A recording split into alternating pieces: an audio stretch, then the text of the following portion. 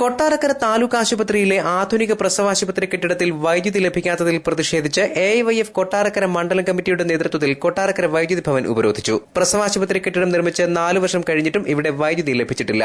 ഇതുമൂലം ലക്ഷങ്ങൾ ചെലവാക്കി സജ്ജമാക്കിയ ആധുനിക സംവിധാനങ്ങൾ ഉപയോഗിക്കാൻ സാധിക്കുന്നില്ല. വൈദ്യുതി ബോർഡിന്റെ ഗുരുതരമായ അനാസ്ഥയാണ് ഇതിന് കാരണമെന്ന് പ്രവർത്തകർ ആരോപിച്ചു. പ്രസവ ward, labour room, operation theatre, x ray എന്നിവ ഉൾപ്പെടെ വിവിധ യൂണിറ്റുകൾക്ക് ആവശ്യമായ വൈദ്യുതി ലഭ്യമാക്കിയാൽ മാത്രമേ ആശുപത്രി മികച്ച രീതിയിൽ പ്രവർത്തിക്കൂ. AIYF കൊട്ടാരക്കര മണ്ഡലം president Prince കായില, secretary Vinod Kulakkada, അംഗങ്ങളായ ശ്രീജിത് ഘോഷ്, ഷംനാദസ് എന്നിവർ ഉപരോധത്തിന് നേതൃത്വം നൽകി. അതേസമയം വൈദ്യുതി ബോർഡിന്റെ പരിധിയിൽ 100 മീറ്റർ വരെയുള്ള ഭാഗം മാത്രമേ ഉൾപ്പെടൂ എന്നും തങ്ങളുടെ പരിധിയിൽ കെട്ടിടത്തിന്റെ വൈദ്യുതീകരണ ജോലി ഉൾപ്പെട്ടിട്ടില്ലെന്നും ചീഫ് എഞ്ചിനീയർ B. ഉദയവർമ്മ പറഞ്ഞു. വൈദ്യുതി ബോർഡിനുള്ള മീറ്റർ വരെ സപ്ലൈ കൊടുക്കുക എന്നുള്ളതേ ഉള്ളൂ. അതുവരെ നമ്മൾ 15/7 ഞങ്ങൾ കണക്ഷൻ കൊടുത്തു കഴിഞ്ഞ് ഈ വിഷയം ഞങ്ങൾ അടുത്ത് വന്നിട്ടില്ല. ആ വയറിംഗിൽ എന്തെങ്കിലും തകരാറുണ്ടെങ്കിൽ അതിന് ഇലക്ട്രിസിറ്റി ബോർഡ് ഉത്തരവാദിയല്ല. അതിന് ആ ബിൽഡിംഗ് പണിഞ്ഞ കോൺട്രാക്ടർ ആയിരിക്കും അതിന് ഉത്തരവാദി. News bureau, Kottarakkara.